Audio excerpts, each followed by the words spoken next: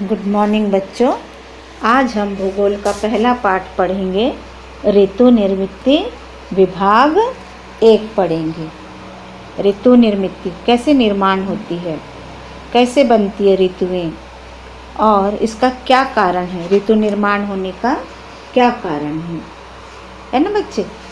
तो आप प्रकृति में देखते हैं, कभी कभी पेड़ों को देखते हैं, है ना। पेड़ के पत्ती पीली होती है, पीली पीली पत्तियां होती है, हरे भरे पेड़ होते हैं, बर्फ़ से ढके हुए पेड़ होते हैं। कोई कोई पेड़ की पत्ती बिल्कुल सूखी होती है और कोई कोई पेड़ पर पत्ते ही नहीं होते हैं। तो इससे हम अंदाज़ लगा लेते हैं कि मौसम बदल रहा, अर्थात ऋतुएं बदल रही। क्या आप जानते हैं कितने ऋतुएं हैं? भारत में 6 ऋतुएं हैं। वसंत ऋतु, ग्रीष्म ऋतु, वर्षा ऋतु, शरद ऋतु, हेमंत ऋतु और शिशिर ऋतु। तो ये सभी ऋतुएं बदलती है, ऋतुएं बदलती है। पर ये कैसे बदलती हैं, ऋतुएं कैसे बनती है? तो हम पढ़ेंगे, पाठ 1 पढ़ेंगे बच्चे हम। तो ये क्यों होता है, ऋतुएं कैसे बदलती है? तो पृथ्वी का झुका हुआ अक्ष परिभ्रमण और परिक्रमण के कारण दिन और रात होते हैं और ऋतु निर्मिति होती है। एक बार और सुन लीजिए बच्चे। पृथ्वी का झुका हुआ अक्ष, हमारी पृथ्वी अपने अक्ष पर थोड़ी झुकी हुई है, और परिभ्रमण और परिक्रमण के कारण दिन और रात होते हैं और ऋतु निर्मिति होती है। समझे बच्चे? पृथ्वी अपने अक्ष पर झुकी है और परिभ्रमण मतलब पृथ्वी अपने अक्ष पर घूम भी रही है, पृथ्वी अपने अक्ष पर घूम रही है, इसी के कारण दिन और रात हो रही हैं। तो और ऋतु निर्मिति भी होती है इसी कारण से। 3 बातें हैं: पृथ्वी का झुका हुआ अक्ष, परिभ्रमण, परिक्रमण। ये 3 बातों के कारण दिन और रात हो रहे हैं और ऋतु निर्मिति होती है। तो हम पाठ 1 में दिन और रात के बारे में पढ़ेंगे बच्चे, और पहला विभाग है ये, और दूसरे विभाग पाठ 8 में हम ऋतु निर्मिति के बारे में पढ़ेंगे। ठीक है बच्चे। पृथ्वी के परिभ्रमण के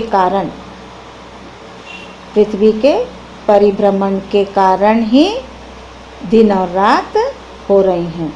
पृथ्वी का परिभ्रमण क्या है? तो पृथ्वी अपने अक्ष पर घूम रही है, इसे हम परिभ्रमण कहेंगे।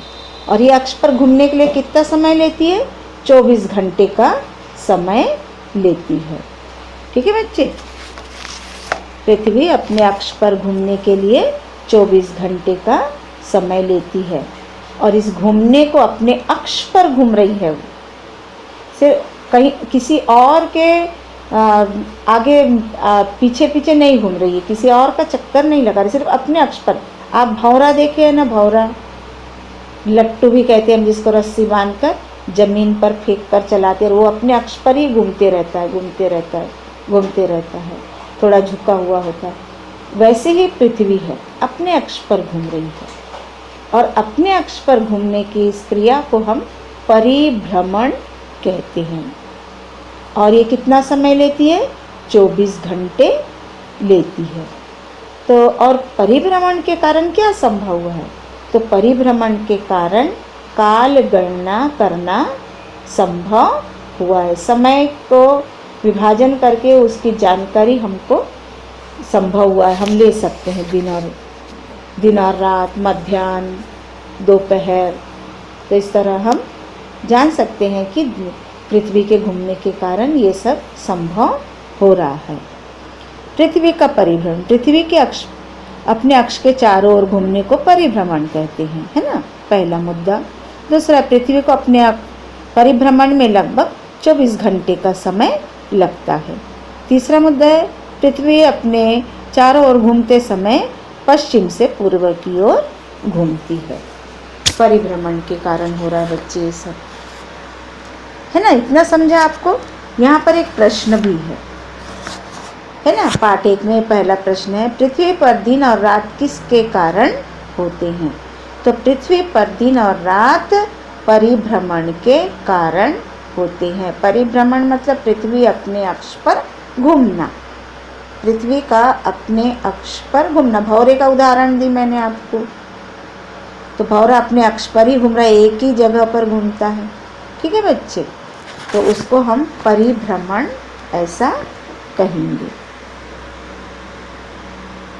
पृथ्वी के अपने अक्ष पर घूमने के कारण काल गणना करना संभव हुआ है, और यही कारण है कि हम सूर्यास्त, मध्याह्न सूर्यास्त का और दिन रात का अनुभव करते हैं। ठीक है बच्चे, अब हम आगे देखेंगे।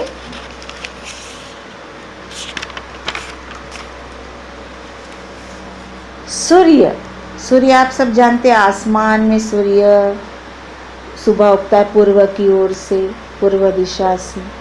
तो सूर्य की परिक्रमा तथा अपने अक्ष पर घूमती हुई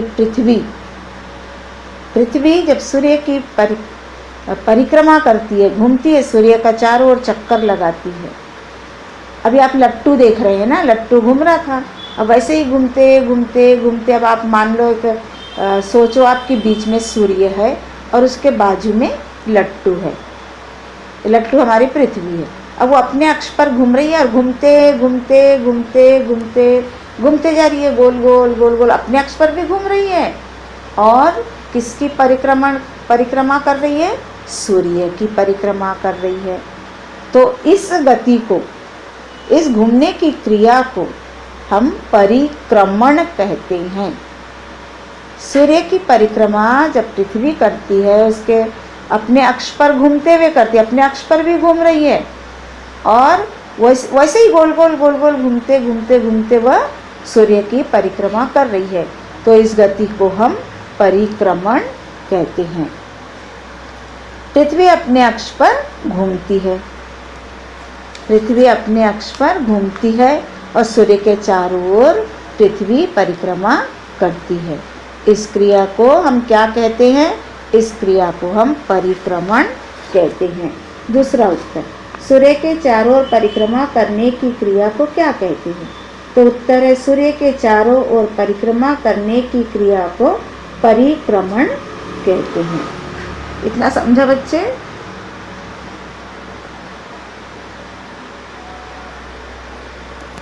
अब हम देखेंगे तारों भरा आसमान। अब रात को आप तारे देखते हैं आसमान में, कितना सुंदर नज़ारा होता है ना, सुंदर दिखाई देता है।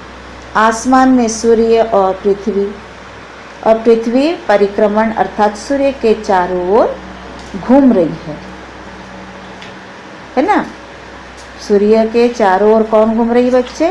पृथ्वी घूम रही है, अपने अक्ष पर भी घूम रही है और सूर्य के चारों ओर भी परिक्रमण कर रही है। और इसको, इस कार्य के लिए 365 दिन लगते हैं, अर्थात 1 वर्ष, 1 साल पूरा लगता है सूर्य के चारों ओर पृथ्वी को चक्कर लगाने में। ठीक है बच्चे, तो यहाँ पर तीसरा प्रश्न है कि इस क्रिया को करने के लिए पृथ्वी को कितना समय लगता है? सूर्य के चारों ओर पृथ्वी घूम रही, दूसरा प्रश्न है, इसको परिक्रमण कहते हैं। तो यही क्रिया को, इस परिक्रमण को करने के लिए सूर्य को कितना समय लगता है, पृथ्वी को कितना समय लगता है, सॉरी।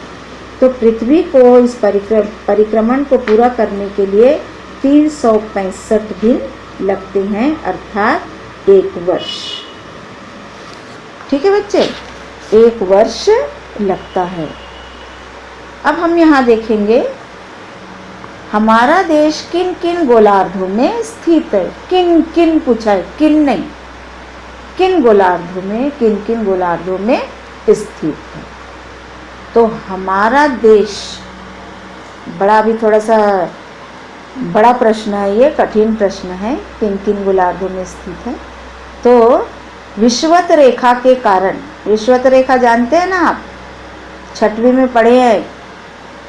तो विषुवत रेखा के कारण हमारी पृथ्वी के 2 गोलार्ध हुए हैं। गोलार्ध मतलब गोल का आधा। गोल का आधा, जब हम रोटी बनाते हैं गोल बनती है, और जब उसको तोड़ते हैं तो बीच भाग से तोड़ते हैं तो दो भाग हो जाते हैं, है ना। तो एक गोल का आधा आधा, उसको गोलार्ध बोलेंगे। वैसे ही पृथ्वी शून्य अंश विषुवत रेखा के कारण उसको भूमध्य रेखा भी कहते हैं। भूमध्य मतलब जमीन के बीच से गई हुई रेखा, उसको हम क्या कहेंगे बच्चे? विषुवत रेखा। तो विषुवत रेखा के कारण पृथ्वी पर दो गोलार्ध बने हैं। पहला है उत्तरी गोलार्ध और दूसरा है दक्षिणी गोलार्ध। तो ये प्रश्न पूछ रहा है कि हमारा किन गोलार्धों में स्थित है। तो ये विषुवत रेखा के कारण हमारा देश उत्तरी गोलार्ध में है। कहाँ है बच्चे? उत्तरी गोलार्ध में है हमारा देश। अब किन किन गोलार्ध, एक गोलार्ध का पता चल गया हमको, अब दूसरा देखेंगे हम। उसी गोलार्ध में ऊपर से नीचे खड़ी रेखा, जिसको हम देशांतर रेखा बोलते हैं, देशांतर रेखा। और देशांतर रेखा के कारण हमारा भारत पूर्वी गोलार्ध में है। यहाँ पर भूमध्य रेखा ने विषुवत रेखा के कारण, आड़ी रेखा के कारण दो गोलार्ध हो गए, उत्तरी गोलार्ध और दक्षिण गोलार्ध। और हमारा जो भारत देश है वो उत्तरी गोलार्ध में आ गया। अब यहाँ पर देशांतर रेखा के कारण दो गोलार्ध हुए, पश्चिम गोलार्ध और पूर्वी गोलार्ध। तो देशांतर रेखा के कारण हमारा भारत देश पूर्वी गोलार्ध में है। मुख्य देशांतर रेखा, जीरो देशांतर रेखा भी कहते हैं इसको बच्चे।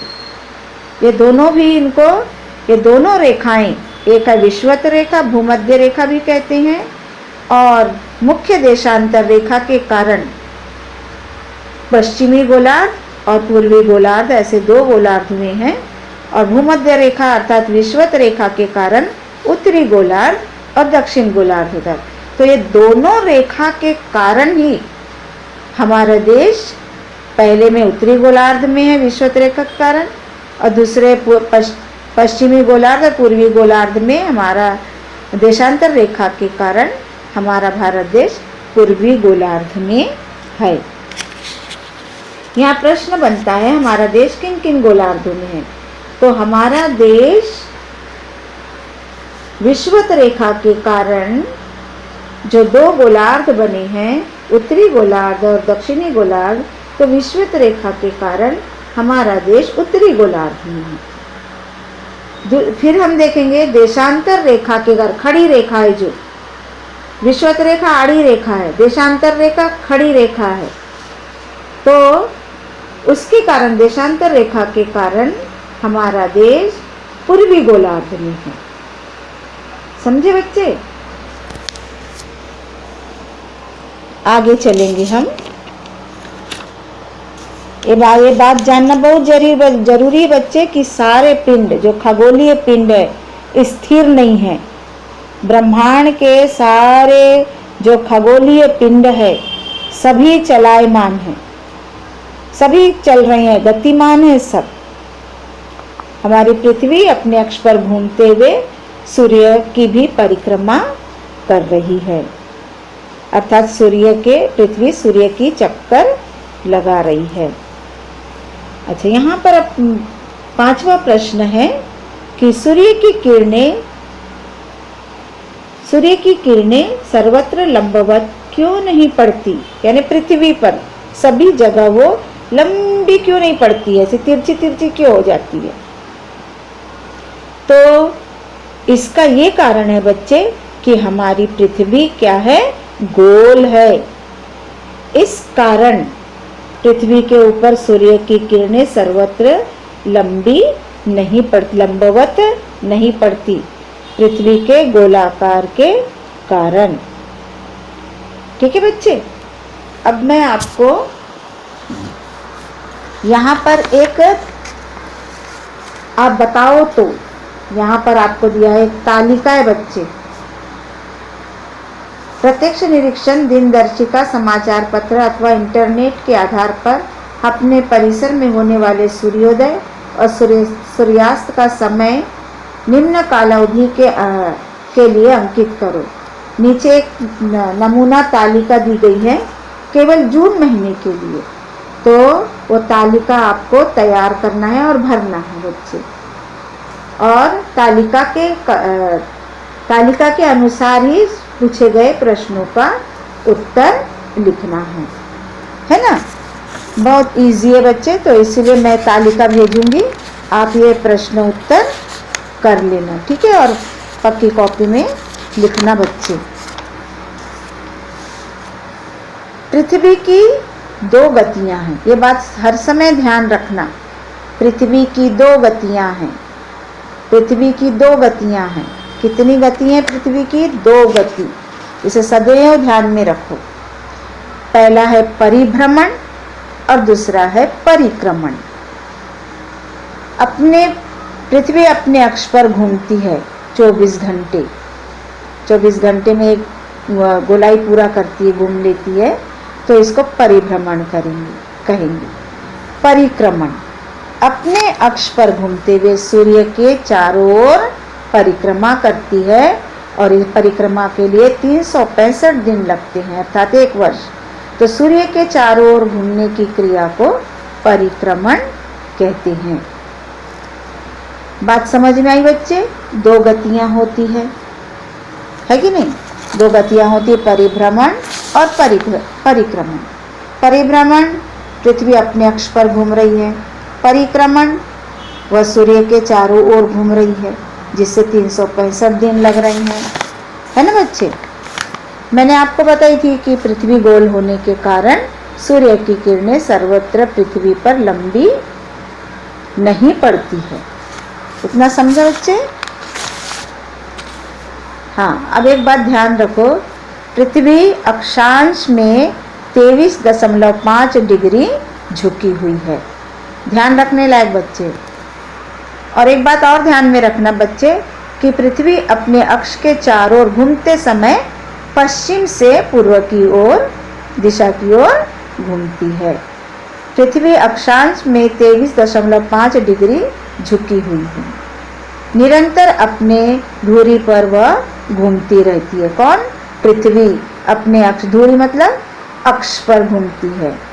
पृथ्वी सूर्य के चारों ओर घूमती है, जिससे उसको घूमने के लिए 365 दिन लगते हैं। और पृथ्वी के झुके होने के कारण रात दिन बराबर नहीं होते। कहीं रात बड़ी होती है तो दिन छोटा होता है, तो कभी दोनों समान होते हैं। अब किताब में भी लिखा है बच्चे भौगोलिक स्पष्टीकरण। तालिका की जानकारी का विचार करो तो 19 से 28 जून की काल अवधि में दिनमान और रात्रिमान में आने वाला अंतर आपके ध्यान में आ जाएगा। पृथ्वी को परिभ्रमण करने के लिए फिर से एक बार समझा दे रही हूँ, लगभग 24 घंटे लगते हैं। पृथ्वी अपने चारों ओर घूमते समय पश्चिम दिशा से पूर्व दिशा की ओर घूमती है। पृथ्वी के इस परिभ्रमण के कारण दिवस के रूप में, दिवस मतलब दिन, काल गणना करना संभव हुआ है। काल गणना करना संभव हुआ है। जैसे परिभ्रमण के कारण संपूर्ण दिवस में कौन कौन सी अवस्था आती है, तो सूर्योदय होता है, मध्याह्न मतलब दोपहर होती है, सूर्यास्त होता है, दिन और रात का हम अनुभव करते हैं। किसके कारण?